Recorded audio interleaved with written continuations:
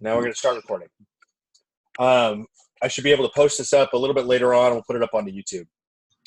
Okay. Okay.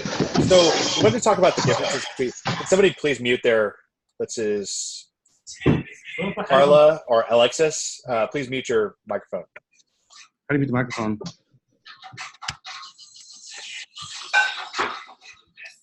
All right, I muted it. I got you, Alex. All right, so let's talk about stratified and then cluster sampling.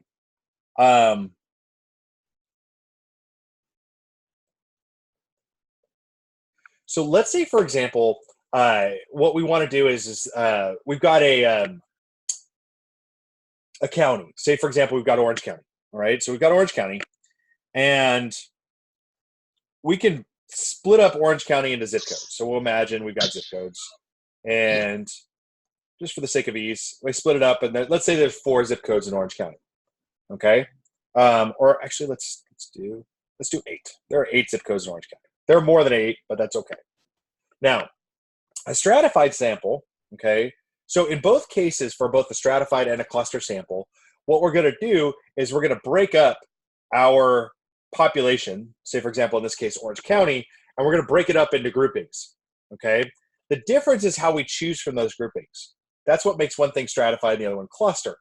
So in a stratified sample, what we're going to do is we're going to select a simple random sample from every one of the groups. So like, for example, we might choose 25 here, 25 here, 25 here, 25 here, 25 here, from each one of the zip codes. So we'll pick 25 from each one of the zip codes. In the case of a cluster sample, what we'll do is we'll select at random maybe 2 zip codes. Okay, so we'll pick this zip code right here. Okay, we'll pick this zip code and this zip code. Say at random, we pick 2 zip codes, and then what we're going to do is we're going to sample everybody within that zip code. So that's what's called a cluster. Okay, so everybody is selected within the zip code for the cluster sample, and in the stratified, we take a sample from each one of the zip codes. And that's basically the difference between the stratified and the cluster sample. So when we think about what the difference is between those 2 kinds of samples, what we're saying is not that we're breaking them both into, they're both going to be broken up into groups, and in fact can be broken up into the same group, but the difference is that in the case of the stratified sample, we're going to take samples from each one of the groupings. And in a cluster sample, we're going to select specific groupings and take everybody, right? So we'll write that in, everybody within the sample. Does that make sense, Noriko?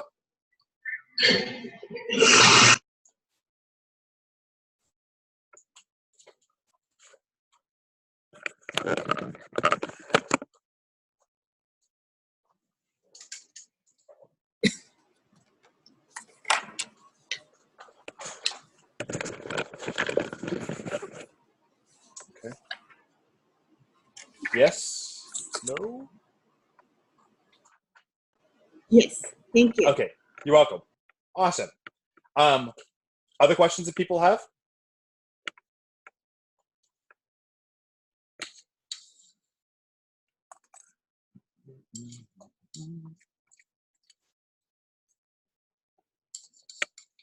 Okay.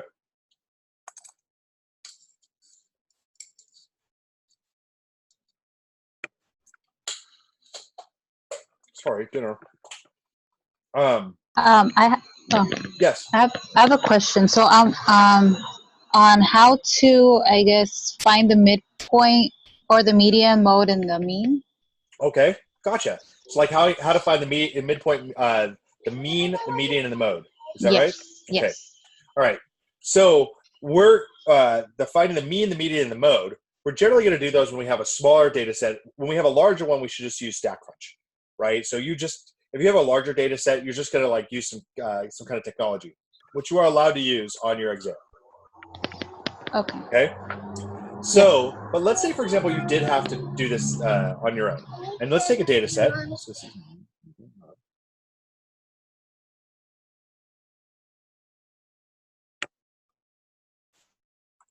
And so we start out, we say, okay, well, I have, let's take 2, 3, 5, 3, 1, 3.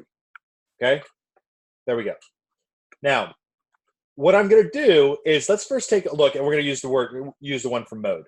So how we define the mode, and these definitions are really important when it comes to statistics. The mode is the data element that it shows up the most.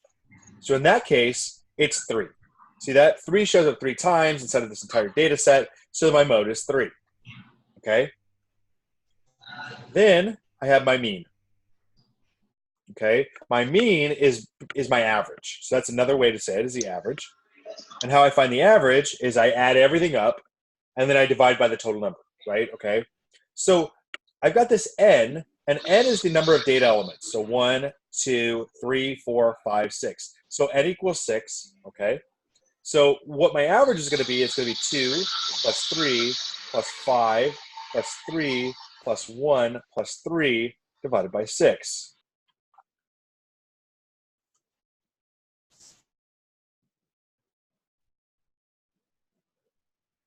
Right. And so that's going to end up equaling then 5, 10, 13, 14, 17. So 17 divided by 6, which is 2 and 5/6. There we go. All right. And then I have my median. And my median is probably the one that's at the least, least seen. So the median, what we're going to need to do is we're going to need to order everything, because we're looking in the median, we're looking for what's called the 50th percentile. So 50% of the data points are on one side, 50% of the data points on the other. So what I'm going to do is I'm going to put them in order, because that 50th percentile that we're talking about is going to be up to a certain point, right? Okay. And then it's going to separate out our data. So 50% of the data from biggest to smallest. So I start and I have 1, and then 2, and then I have 1 3, 2 3s, 3 3s, and a 5. Okay. Now, the number of data elements that I have is 1, 2, 3, 4, 5, 6. I have 6 data elements, and so consequently, right, that separates out my data set into halves, right? The small half and the big half. Okay. So in this case, I got 1, 2, 3, 3 through 5. Well, I want to know what's the number that's right in between here. Well, it's pretty simple, actually. I'm going to take this element over here on this side, plus this element over this side, and I'm going to average them. So 3 plus 3 divided by 2, which ends up equaling 3. So 3 is my median. And that's because I have an even number of data elements.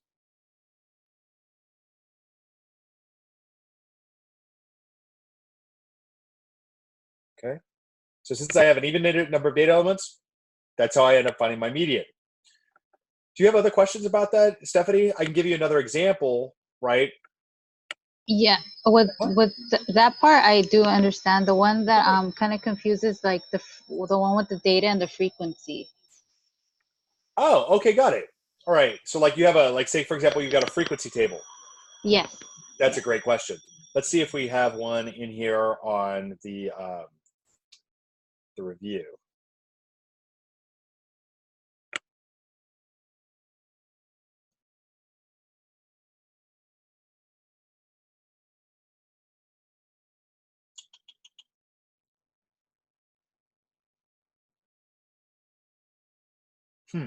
Okay. Well, let's just do it this way. I'll set one up for you. Okay. Let's say, for example, I've got a data table that looks like this. Okay. And right. So this is scoops of ice cream.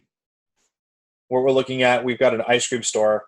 And so my scoops of ice cream, what we decided to do was to figure out how many scoops of ice cream somebody actually ordered when they came in.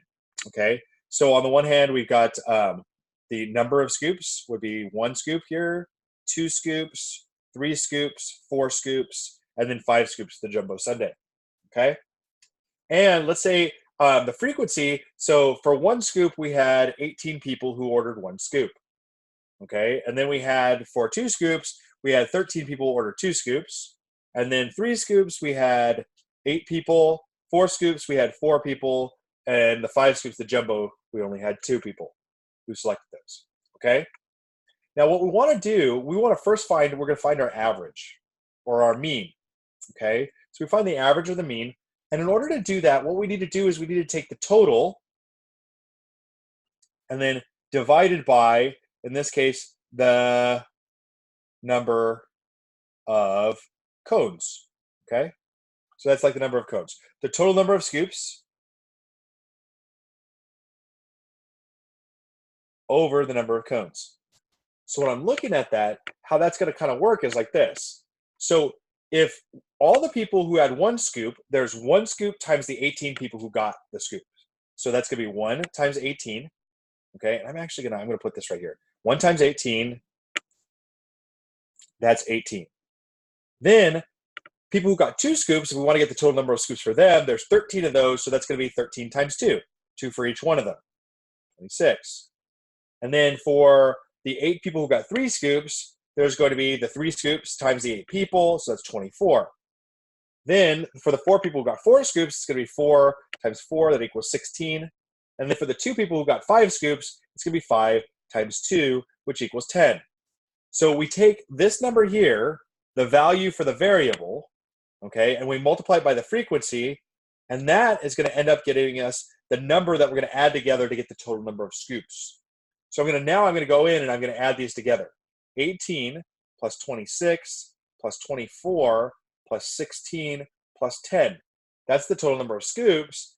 And the total number of people is going to be here, is going to add up all the frequency. So 18 plus 13 is 31, plus 8 is 39, plus 4 is 43, plus 2 is 45. So this is now going to be divided by 45.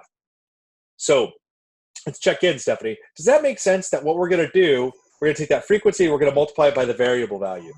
Yes, it does. Awesome. Great. Okay. And then the total frequency is going to be the total number of cones or whatever else it is we're looking for. Correct. Gotcha. Great. So that's how we're going to find the average. Now, let's go in here. We're going to calculate.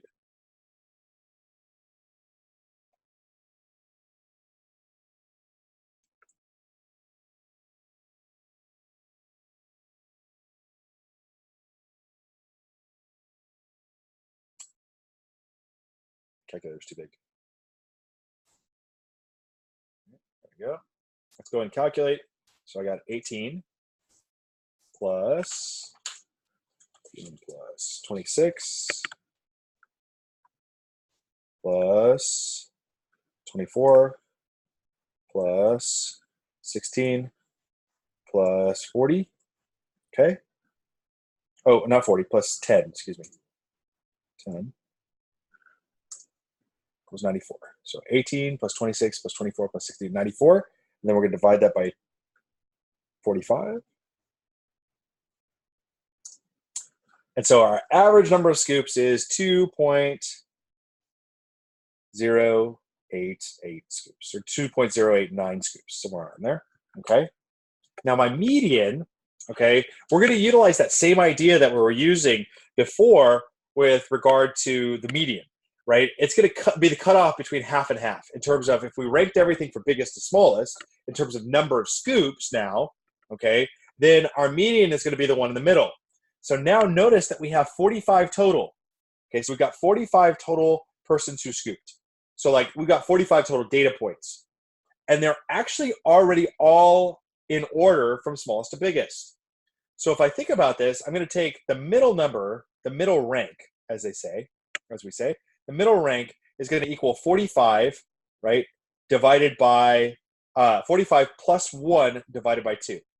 And the reason why is if we have an odd number, okay, we add the 1 because that's actually going to take us to the middle value, right? If we have an odd number and we divide it by 2, what we're going to end up with is we're going to end up with a fraction, right, which is not exactly what we want. So I take 45 plus 1 divided by 2, and then that's going to end up giving me 46 divided by 2, which equals 23. So the 23rd largest data element is the median.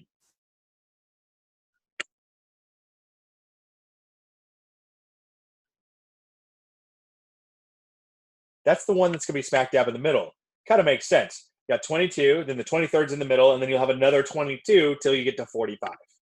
Okay? Now, where is the 23rd? Well, the first 18, so these are the first 18 have 1 scoop. Now, to get to 23, we need 5 more, right? Because 18 plus 5 is 23. Well, the next 5 are going to be in this one right here. So, right? Because it goes, the next 13 actually are going to be 2, so the next 5 are also going to be 2. So consequently, right, this is the second 13, and if we think about it, 18 plus 13, that's 31, that's bigger than 23. So consequently, what we end up with is the median will be 2 scoops. There we go. All right, so you kind of have to think that through, all right? Here's what it kind of looks like. This kind of always helped me, right? I imagine my data set. So here's all my ranks, 1, 2, 3, 4, ... until I got up to 17, 18. So this is all these people, they got 1 scoop, 1 scoop, 1 scoop, 1 scoop, all right? And keep going into 1 scoop, 1 scoop. Then the 19th person, they've got 2 scoops. 20th person has 2 scoops until 29, 30, 31. They still have 2, 2, and 2 because that's the next 13. So if we look, 21 is going to be 2. 22 should be 2. 23 will also be 2. So what that means is this guy here, he's the median. Or she. I don't know. Data elements are not text. Stephanie. Got it. Yeah. Does that make sense? Yes, it does. Yeah. Okay, cool. It's a tricky concept. It's like, yeah. Kind of breaking it down like that, it makes more sense than just kind of like looking at it and trying to figure out just like that. I totally agree. I always have to think about it as a data point anyways. Now, mode. Okay. Which one's the mode? The most frequent, the one that comes out more? Yep, that's right. Which one is it?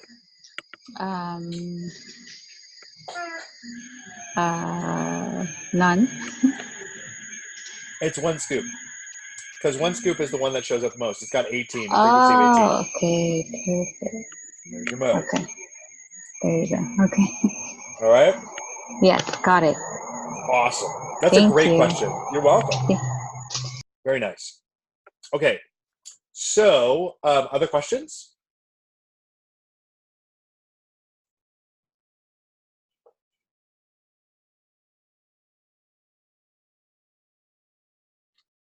Okay.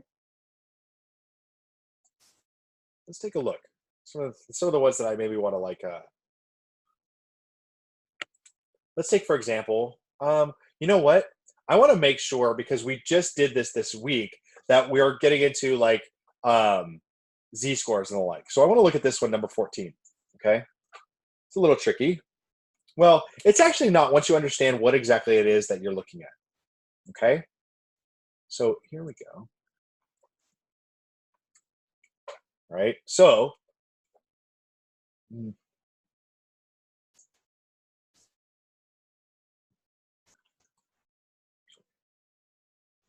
right. So this one here is number 14 from the review. Okay. And one of the things I want to get into, okay, is this whole idea of this of z-scores. Okay. So we're given information from this data set. Okay. Let me look. It's 14.2, 3.2. So golfing.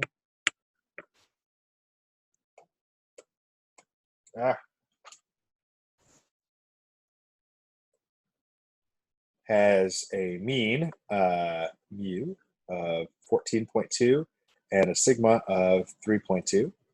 And then the basketball, okay, 12.5 and 4.1.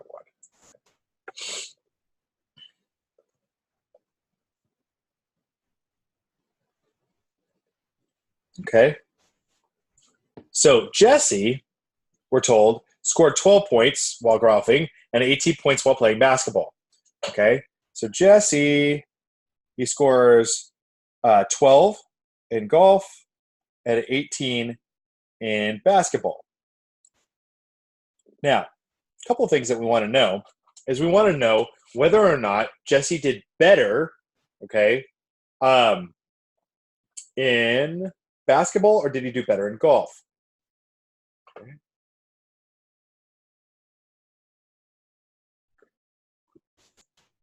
And how we're going to do that is we're going to make a determination based upon we're going to make our determination based upon the z-score, okay, the z-score for each one of them. So whichever one has the higher z-score, that's actually the one that does relatively better. So like the idea here is that how well do you do against average? That's in fact what we're trying to determine in this case. So we don't want to compare golf scores and basketball scores because they're two different sports, but we can actually make a comparison against average.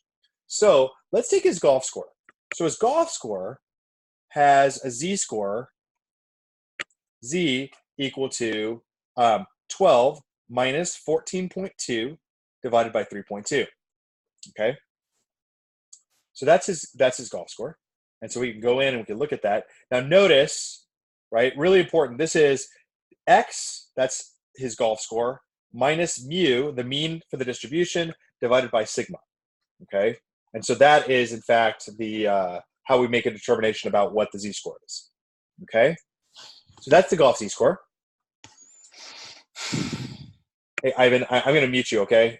If you have a question, you can unmute, all right?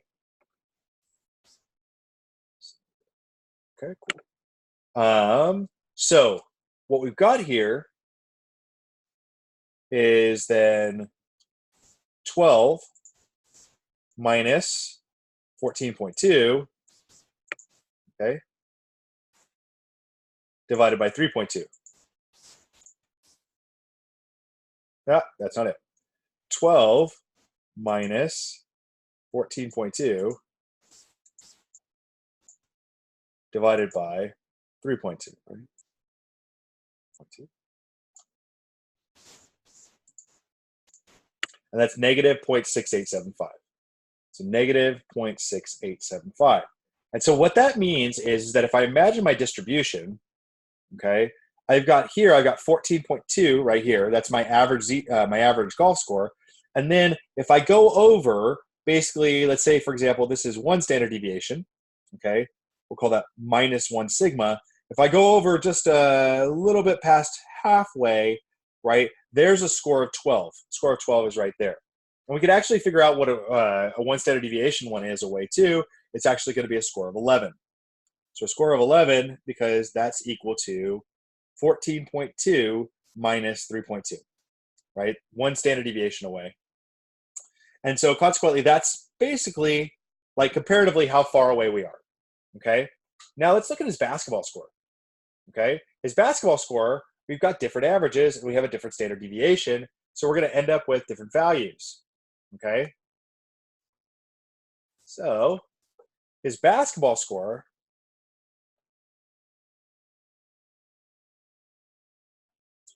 is z equals 18, the basketball score, minus 12.5 divided by 4.1.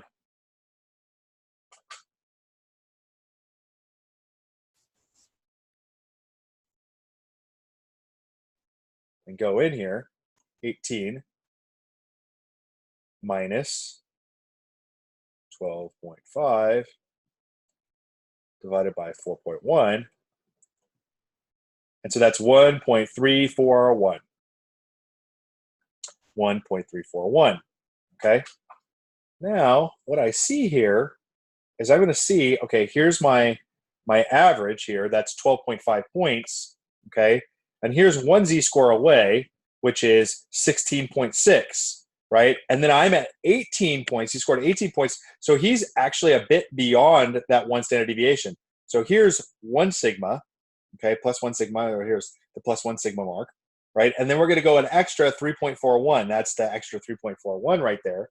And then that's actually going to locate me where his basketball score is in relation to everybody else, okay? So when we look at this and we make a comparison, the question is he a better golfer or is he a better basketball player, okay? Well, that's what the z-score is going to tell me. The farther away I am from average in terms of standard deviations, the better he is, right? Okay, so he's a little less than 1 standard deviation away from average with his golf score, and he's a bit more than 1 standard deviation away with his basketball score, right? So the bigger z-score in absolute value, in this case, meaning, you know, one's negative, one's positive. So kind of like in absolute value, the better he is at that sport. And that's what standardization does for us, okay? The better he is at that sport. So the farther you are away from average, the more unusual you are. The more unusual your score.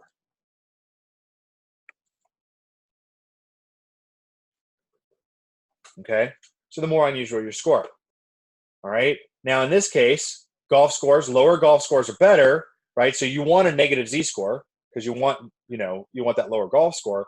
But on the other hand, his basketball score is quite a bit bigger than average, and so consequently, that tells me that he's a better basketball player. Okay? Questions on that? He's a better basketball player.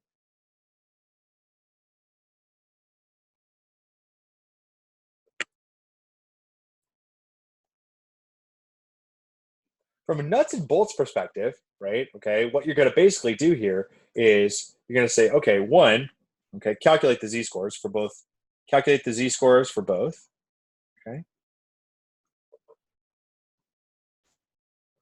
Compare the z-scores. And the higher the z-score, the more unusual it is. Z-score, the more unusual the score is.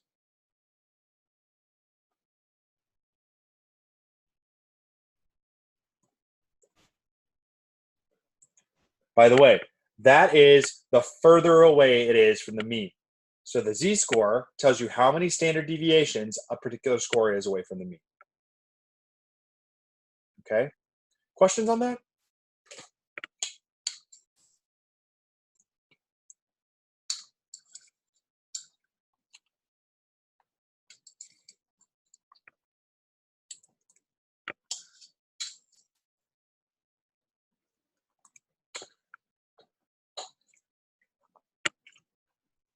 Okay, gotcha. Yeah. Okay. It's located in OneNote, but I think that before I go to bed tonight, I will. I have a PDF of the answers too. I'll post the PDF up in the announcements. And in fact, I think I have a video of me doing it for one of my classes. I'll post that there. Do you have a specific question about that, Noriko? That's a good question. Definitely want to make sure that you do the shape, spread, and center one without looking at the answers yet. Okay? It's not really a memorization thing. It's supposed to help you like kind of visualize shape, help you understand center, help you understand standard deviations and the like.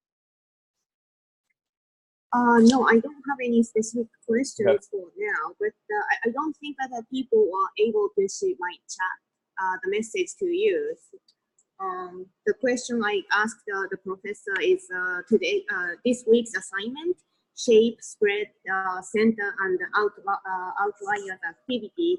I just wanted to have the answers to these questions, and the professor is going to post the answer on Canvas tonight. Yeah. So okay, if you look, okay, it's right here in Module 3. There it is. It's called Measures of Center and Spread and the Relationship to Spreads and Outliers. So I'll retitle it. How about that? Shape, spread, center, and outlier.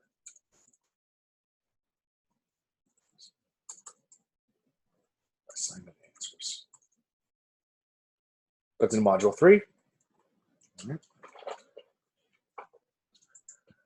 And like I said, I have a PDF of it, so I'll put up a PDF a little bit later.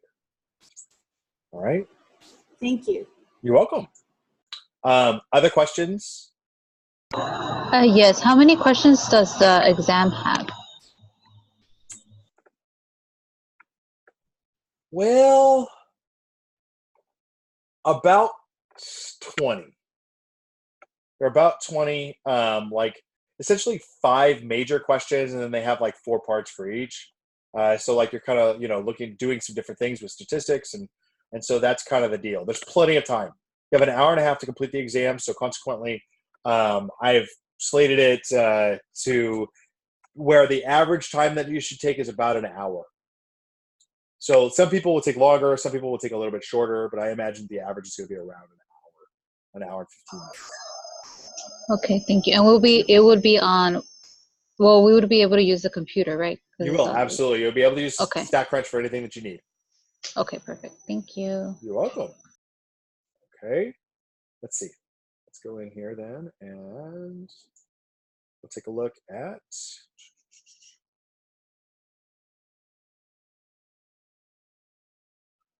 all right.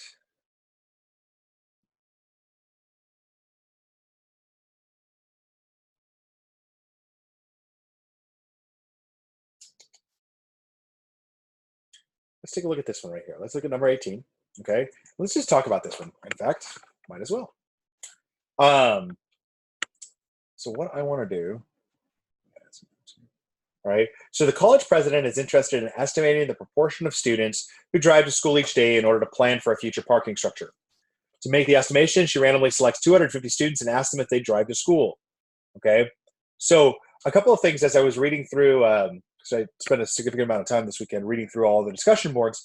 Some things that I kind of saw with that this is just a little bit of an issue making a determination between what is the variable, okay, and what is the statistic or parameter in this case, and then also like distinguishing between like the parameter and the population. So let's talk a little bit about this. In the study, right? Okay, the population for this study is going to be right estimating the proportion of students who drive to school each day. So consequently, the population in this study is going to be students.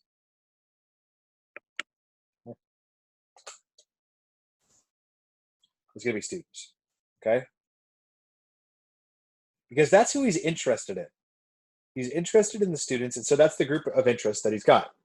Now, the parameter would be then, it has something to do with the variable. So let's talk about the variable first, because I think thinking about the variable first is actually a really important thing. So he's looking for the proportion of students who drive to school each day, okay? So what is he going to ask? So my variable in this case, okay, my variable is going to be, do you drive to school or not? It's the answer to that question. So the answer to that question is going to be a yes or no. Okay? Yes, I drive to school. No, I do not drive to school. So that's my variable in question. How do I know? That's because he wants to find the proportion of those who drive to school. So what does he have to ask in order to figure that out? Well, what he has to ask is he has to ask, do you drive to school or not? Hence the variable. Now, the kind of answer that he's getting is a yes or a no. Okay? So that tells me that I'm actually got a categorical variable. Okay? That is that it gives me a name or a label. The label is yes, the label is no, and so consequently categorical. The other thing that tells me that it's going to be categorical is this phrase proportion, because proportions are the statistics and parameters for categorical variables. We don't use them for quantitative variables. Quantitative variables utilize the mean or standard deviation, sometimes the median, but they don't use proportions. It doesn't make sense. Proportion is like how many said this thing, right? This label over the total number of the sample size. Okay, so consequently, the proportion that also tells you that what you're doing is working with a categorical variable. Then, what is the parameter of interest in this study? Well, it's going to be the summary of the variable. So the variable is, do you drive to school or not? We've got a bunch of yes or no's. We're going to look at the proportion of students, of all students who drive to school.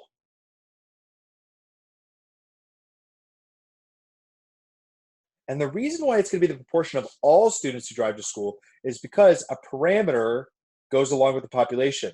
So all students is the population, the parameter will hook up with the population. And that's how we kind of make that distinction about what's parameter. It's a summary, and that summary is called the proportion. Summary of the population. Now, the sample in this study is going to be the group that we picked for the population, so it's going to be those 250 students. People generally did really well with the sample part. You got the 250 students, right? But then what's the statistic? Here's the thing. The statistic is the same thing as the parameter, except for it's coming from the sample. So I could literally rewrite it as the proportion of the 250 students who drive to school. So what I want you to get is look at the match. The match is in the summary. In the case of the parameter, that proportion is coming from the population. In the case of the sample, the proportion is going to come from the sample. In the case of the statistic, the proportion comes from the sample. Okay? There it is. And that's like a key distinction. Now, I want to actually distinguish something. Some people actually would say things like the amount of people who drive to work. Well, the amount of people who drive to work or drive to school, it could be a statistic if it's coming from a sample, but it's never going to be a parameter because we don't know. Oftentimes, that's the thing with parameters. We just don't know them because we're not really going to take a sample. So what we're more interested in is we're going to be interested in proportions if we're looking at categorical variables, and averages or standard deviations or medians if we're looking at quantitative variables. Okay? And that's kind of that's one of the big distinctions, right? So if I were to rewrite that, I'm actually going to do this.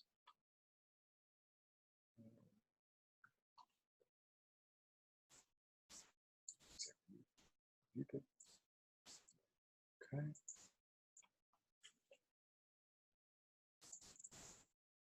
I'm looking at parameters and statistics.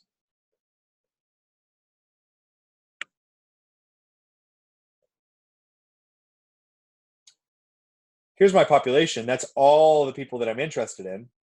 I'm going to pull a sample. The sample is going to be a smaller group from within, right? Okay. And my parameter, okay, is going to be what we call a P or a proportion or mean or a standard deviation or a median from the population. For the statistic, okay, so this is called a parameter. The statistic is, again, it's the proportion or mean or standard deviation or the median, but it's from the sample. Okay? There we are. Any questions on that?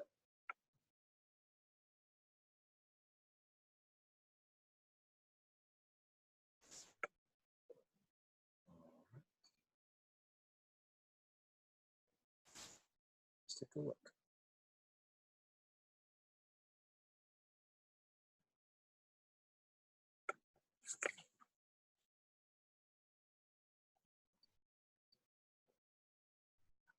Here's a great question. This goes along with what Noriko was talking about. So for the next, management at a retail store is concerned about the possibility of drug abuse by people who work there. They decide to check on the extent of the problem by having a random sample of the employees undergo a drug test. Several plans for choosing the sample are proposed. Name the sampling strategy in each. There are 4 employee classifications of approximately the same number. Supervisors, full-time clerks, part-time clerks, and maintenance. Randomly select 10 people from each category. Now notice they broke them up into classifications. These 4 classifications, and then they randomly selected a group from each one. So if we look at that, what that's going to look like, that's going to look like this guy right up here. It's going to look like our stratified sample, right? Where we've got the 4 classifications, and we'll pick 10 from each one. Okay? So That's a stratified sample.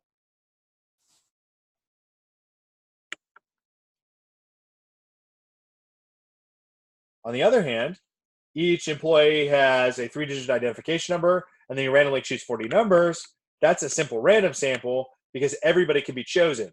We aren't actually selecting specifically from supervisors or clerks or part-time people or anything else. So that's a simple random sample.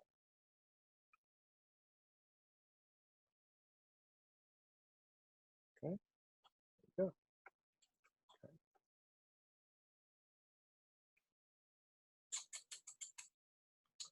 All right. Ooh. How about number 6? Let's go number 6 on the review. This is a nice one. Box plots. People have problems with box plots. Any of you guys have problems with box plots? Sometimes. Compare the center and spread between the distribution of the overall grades in the given Math 83 and Math 219 classes. Well, in a box plot, the only center that we really have is going to be the median. And that median, right, okay, is the center line in the box. So I put up a video inside of the modules drawing these, and that's generally the first thing that we draw. We draw in that median, and that represents the 50th percentile. 50% on one side, 50% on the other side, okay? So in this case, the Math 219 group, which is this group right over here, has the lower median score, okay? It has the lower median score than the Math 83 course. There it is. Then we want to talk about the spread. The spread of this distribution, okay? The spread of this distribution is, you can see, is how big the box is, all right? So how big the box is, and so how big the box is in the case of Math 83 is smaller than the size of the box for Math 219.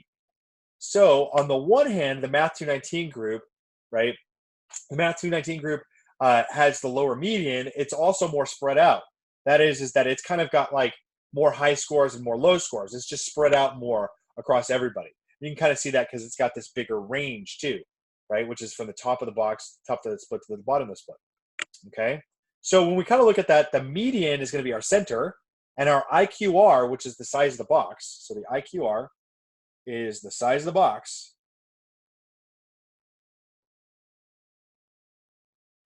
And that's the spread. Okay? So we can use that information in order to kind of tell us some things, right? Now, each box portion is like 25%. If we're above the median, that's going to be 50% and above, right? So this one here, that's 50 to 75%, okay? And then this one here, that's 75 to the 99th percentile is what we say. Then if we go below, the next portion, that's the 25th to the 50th percentile. And then here, we go from the first percentile to the 25th percentile, right? Is that last box plot. So they're all broken up into quarters. That's why they're called quartiles, okay? Now, Henry, I'm going to meet you real quick, okay? All right. So consequently, what's going to happen is I'm going to say, okay, so that's going to help me answer these kind of questions. Approximately what percentage of students in Math 83 score between 60 and 80%? Okay. Now, I need to come up.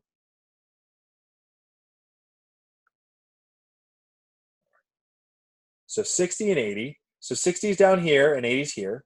All right. Now, if you notice, 60 for the Math 83 group, wish I didn't write so much on it, oh well. 60 for the Math 83 group goes all the way down to the bottom. So that's the first percentile. And then 80 goes up to top of quartile 3. Okay. So if I'm kind of imagining what that looks like, here, I'll put it in my notes.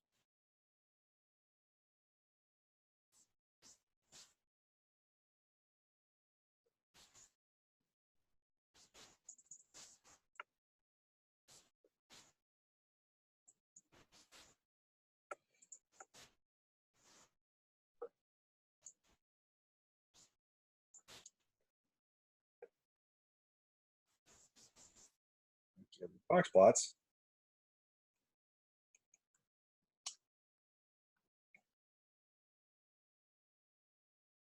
When we look at the Math 83 one, so here's 60 and here's 80, okay? And we can see that Q3 is equal to 80 and the min is 60%. So the question is like what percentage are between these two values? okay? Well, here's 25%. Here's the next 25%, so that's up to 50%. And then here's 25, the next 25%, so that's now 75%, okay? And so consequently, what that tells me is I got 25, 50, 75%. So 75% of the scores, which are the data points, are between 60 and 80. Okay. Now, when I go back in and I look at Math 219, what about 60 and 80 for Math 219? Well, the 60 here is actually, it's kind of hard to tell. You really can't tell exactly what it's going to be. Same thing with the 80, because it doesn't actually give me an exact cutoff. But we do know it's not 75%, because my quartile 3, my biggest part of my quartile 3 is up here maybe at 85, right? So Q3 here is 85, right? And Q2, right, is down at maybe 55. So the bottom 25% of the data for Math 219 is actually below the 25th percentile, okay, is below 55. The bottom 25% is below 55, okay? Not the case in Math 83. In Math 83, the bottom 25% is above 60. That's what it's saying right here. And so consequently, that's saying, well, you know, it's less than 50% of the people are going to score between 60 and 80 in Math 219, okay? But we can answer certain questions. So like, let's say, for example, we've got C, approximately what percentage of students in Math 219 score above 85? Well, here's 85 here, and like we said before, quartile 3 is 85. So to be quartile 3, okay, means that 75% of the data is below that value. It's the 75th percentile, okay? So 75% is below Q3. So that means that 25% is going to be above. So what I did was I located 85, right? 85, it was at Q3, right? And Q3 is the 75th percentile. So what it means to be the 75th percentile is 75% of the data is below and 25% of the data is above. So consequently, that tells me that 25% of the students in Math 219 score above 85%.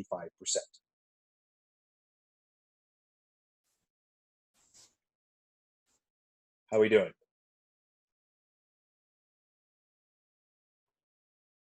All right. What about D? Which class has a higher percentage of students passing the class with 70% or better? I should have another clean copy. Well, I do actually.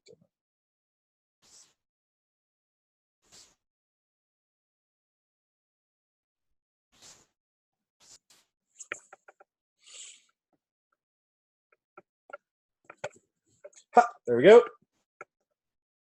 All right, so now 70% is right here. Here's 70%. Here's 70% right here, that middle line. And it says, what has a higher percentage of students passing the class with a 70% or better? So what I want to know is which one has a higher percentage. This doesn't have to do with the size of the boxes. It has to do with how we interpret the boxes, okay? So when we look at the 70%, let's talk about Math 83. So for Math 83, there's 25%, okay? And then there's 50% that are above 70. Good. So we know that there's more than 50% above 70. On the other hand, when it comes to Math 219, what we see is there's not quite that full top box. So this is less than 25% right here, and then we have the 25% on the top. So what we have is something that's actually less than 50% of the people score above 70% for Math 219, okay? So consequently, the higher percentage that pass the class, 70% or better, is going to be the Math 83. And that has to do with where are the boxes located. It doesn't matter how big the box is, all right? How big the box is tells me how spread out the data is, okay? All it actually tells me, or, you know, the only thing that I need to know is how many of these boxes are above that line. In this case, 2 of the boxes, the box and the stem, are above the 70% for 83, but not quite 2 of the boxes are above 70% for Math 219.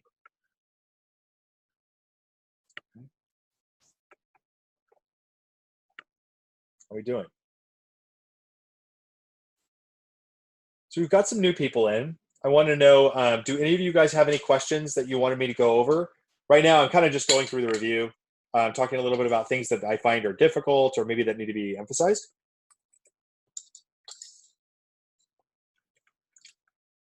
You can either text or unmute.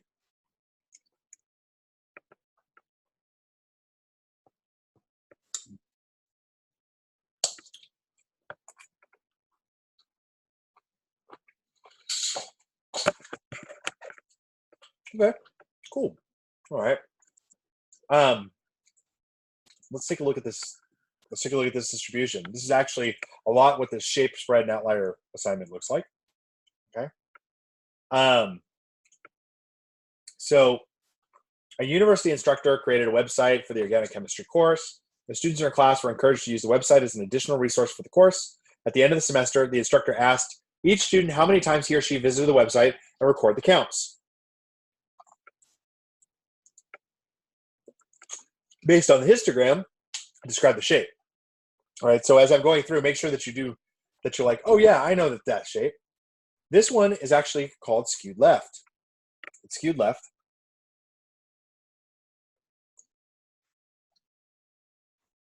It has one small outlier, and it's called skewed left because the mean is skewed toward the left-hand side, toward the tail, or what we call the outlier. So that's it, right? So what we look at, we've got the skewed left distribution, okay? It has one outlier here, but most of the data is over here on the right-hand side. So most of the data is on the right-hand side. The outlier is on the left. Notice that what makes, like, we use where the outlier is the skewness. That's an important distinction, okay? Then the other piece here is what happens to the mean. The mean, and hopefully you've been getting this from the assignments, and you'll get this from the shape, spread, center, and spread outlier, shape, center, spread, and outlier assignment, is the mean gets pulled, right? The mean is going to go towards the outlier. So if we were skewed right, it would get pulled towards the right, towards the larger values. And what that means is that means the mean will be lower than the median.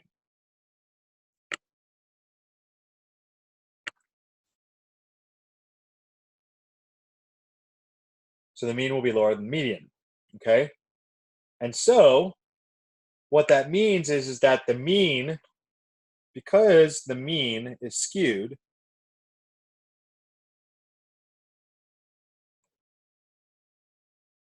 we do not want to use it.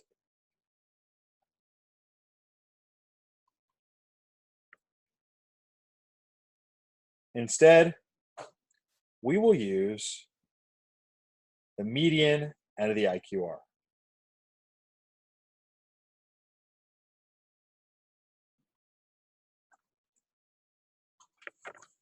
But instead, we're going to use the median and the IQR. So that's kind of like, that's important. Really, the only time, okay, and listen to this carefully, maybe write a note. It's also in your shape, center, and spread outlier assignment, so make sure that you do that as well. The only time we're really going to use the mean and the standard deviation as a good measure of center and spread is when we have a symmetric distribution. So if the distribution is symmetric, then we should use the mean and the standard deviation. On the other hand, if we're skewed left or skewed right, we should use the median and the IQR because they're what's called robust. There are robust measures of center and spread, and so consequently, they should be the ones that we use. All right, so there we go. A lot of you did a really good job on this one. The discussion board postings that I've read so far. By the way, if you haven't done that yet, go ahead and do it. You guys probably have, but that's due tonight. Your first posting. Okay. All right. Cool. Any questions on that? Really handy thing to know.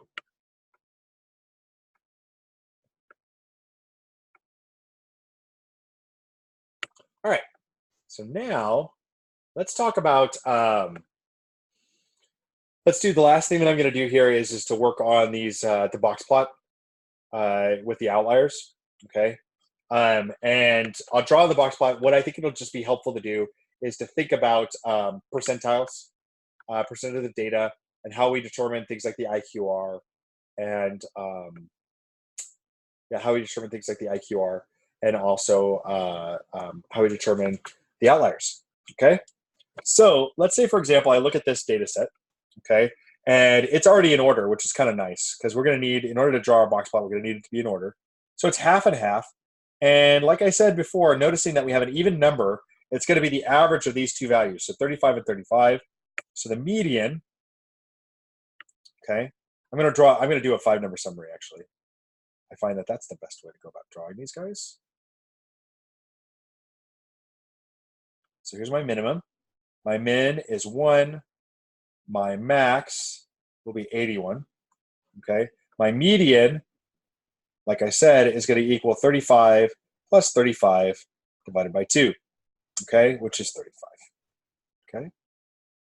Now, what I have now in order to find my Q1 and my Q2 is I'm going to essentially find the middle value of each one of the top and bottom half. So that for the top half, the middle here is 33. So that's actually going to be my Q1. I hope you guys can see that. It's 5, so the third one is going to be the middle one. Okay, so that's Q1. And then for my top half, my middle value is going to be a 53. Okay? So that actually allows me to, in fact, draw the entirety of my box. Right? So I've got my median of 35. So that's going to be, I don't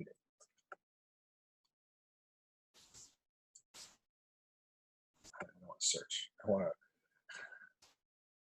let me figure it out. Oh, there we go. Okay, great. Aha, that's better. Good. So 35 is right here. So there's my median. I draw that first. Then I'm going to go to 33. That's going to be Q1. Okay, that's the bottom of the box. And then the top of the box is going to be at 53. So it's out here. Okay. And if we think about that, this is quartile. It's called quartile 2. So it's 25th to 50. This one right here is the 25th to 50th percentile. This one right here is the 50th to the 75th.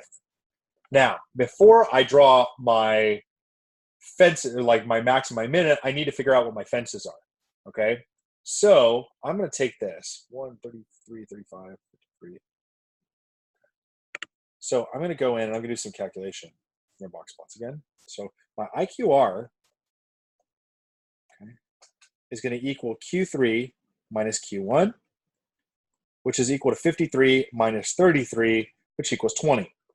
Okay, so that's what the IQR is, and it's a measure of center. A measure of spread. It is, in fact, the size of the box. So if you're looking at a box plot, the size of the box is going to end up being your IQR. Now, I'm going to take 1.5, okay, I'm going to multiply that by 20, okay? That's going to be kind of like how big the boundary is, okay, that we're going to need for outliers. So that's going to equal 30. 1.5 times 20 equals 30, and so we're all good. Now what I'm going to do is my lower fence, right, is going to be 33 minus 30, okay, which is Q1 minus 1.5 times the IQR. So that's what you're seeing when you do when you see Q1 minus 1.5 times the IQR. And I do it this way. It just helps me to keep things straight. I first find out what 1.5 times the IQR is first before I do my subtraction. I don't treat it like an algebra problem. I treat it kind of like a calculation. Okay? And so that's going to end up equaling 3. All right? Then I have an upper fence,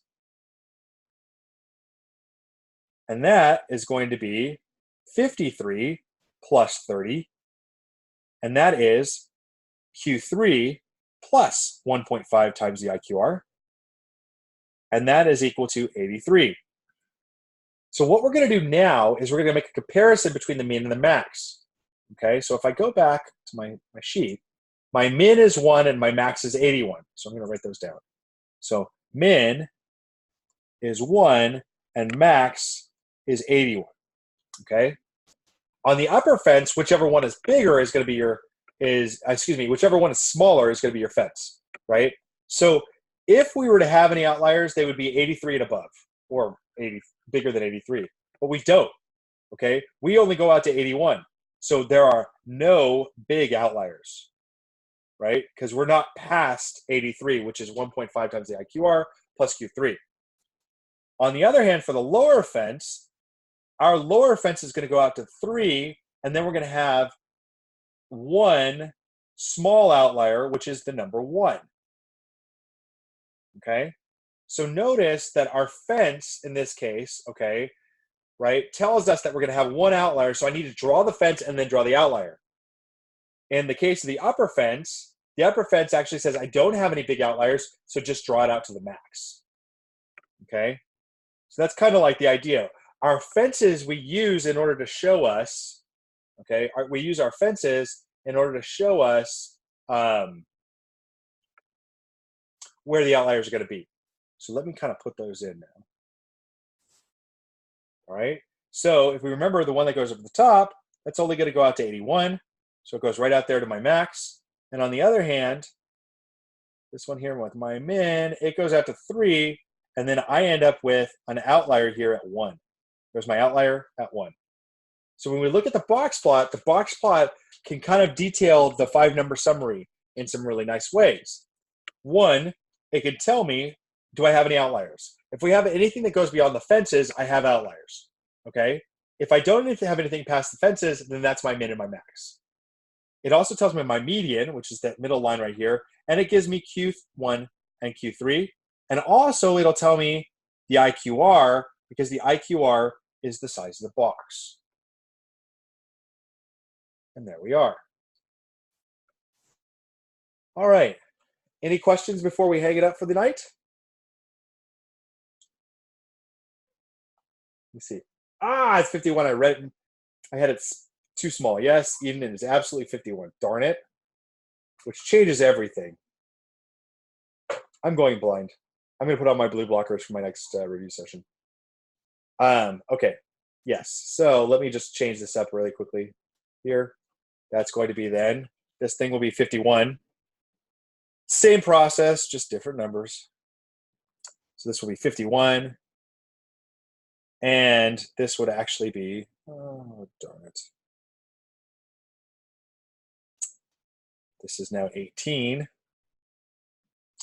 which would make this 27. It actually does change things quite a lot. Because now this becomes 27, this becomes 27. So now, this is now 6, which still makes 1 and a small outlier, by the way. But this one here is now 78, which means that the max is a big outlier. So it has a big outlier, which is the maximum. All right, so let's actually go in. We'll kind of quasi-redraw this picture. All right, so this actually goes to 78, and then we have our big outlier over there, okay? And this one now goes to 6, so it should go right out to here, but we still have that outlier at 1. So that's my new bound. Nice catch, Eden. All right, other questions? Yep, here we go.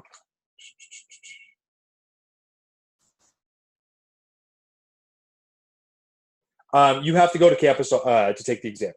So you take the exam inside of the assessment center. There is an announcement that I put up there. I thought I had put it up there on Thursday of last week, but now it's there. Well, no. The format is not the same as the review. The review is meant to okay, let me first answer the question. So you're going to go to the campus, you go to the assessment center. Anytime when the assessment center is actually open, you can take the exam, right? And so I put a link into the assessment center so you can see the hours. They basically close by 7:45. So you want to make sure that you get there by 6:15 so that you have a full hour and a half. and you have to take it by Thursday. All right, so you have from now until Thursday to take the exam. Okay. Now, is the format the same as the review? The answer is no, it's not. So the review is these are questions that are meant to kind of like get you thinking. The topics are the same, but there are some topics that are not on the review or as not as emphasized on the review that are actually on the test. What are totally covered, like all the topics for the exam are covered right here. I'm going to show you. Okay, you go in here, right? Okay, go to the modules.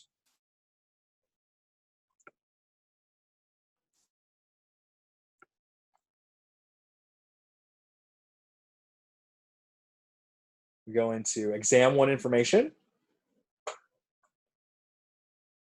And what you'll see is here's all the stuff that you actually need to be able to do. Okay, Module 1, Module 2, Module 3. Okay, those are all these things that you need to know. Good one gets missed every time. Okay, is the difference between frequency, relative frequency, cumulative frequency, and relative cumulative frequency. Okay, those things, right? You need to know what they are, and you need to be able to like fill in a table, right, or answer questions about frequencies. That's on the review, but something that you kind of want to make sure that you do know. So any of these topics, right? Okay, are fair game for the exam. All right. Now, you can expect that like the questions will kind of be like those that are on the review. They're going to be scenarios. They're going to be in context. They're going to ask you to do things like, is it quantitative or categorical, for example, and explain, what the variable is, or, is it a statistic or a parameter? What's the population? That sort of thing. Which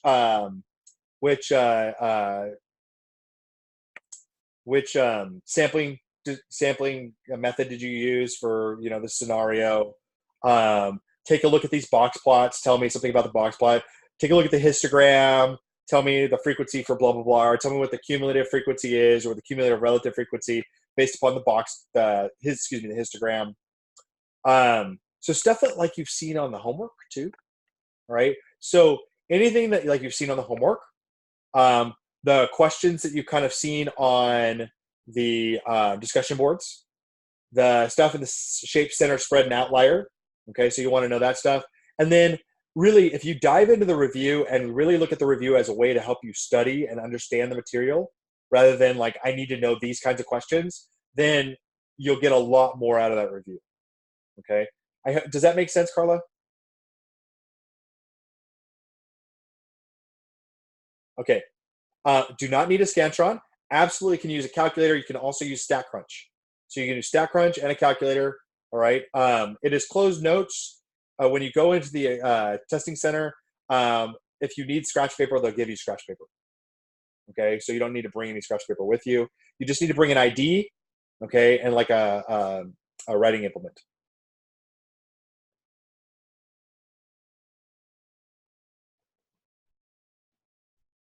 All right.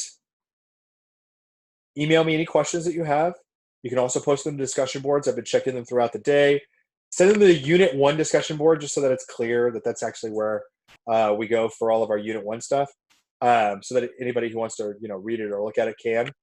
I haven't seen a lot on that discussion board, but I can post any answers that you want.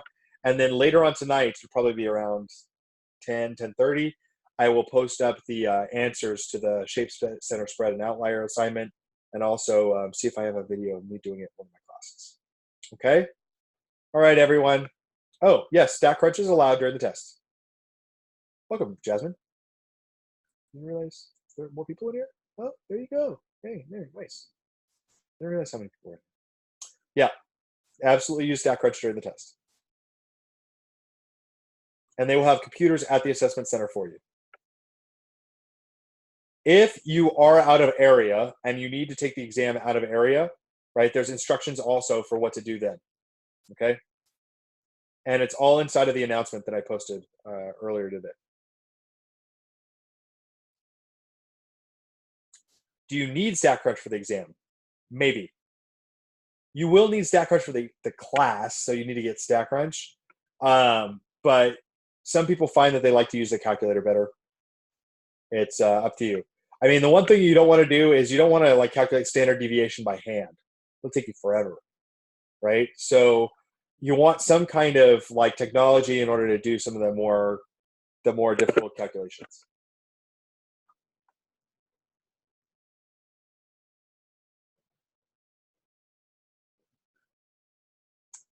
All right. Have a great night. Let me know if you need anything. I will be, communicating with you as I always do. I'll talk to you soon, okay? All right, everyone. Have a good night.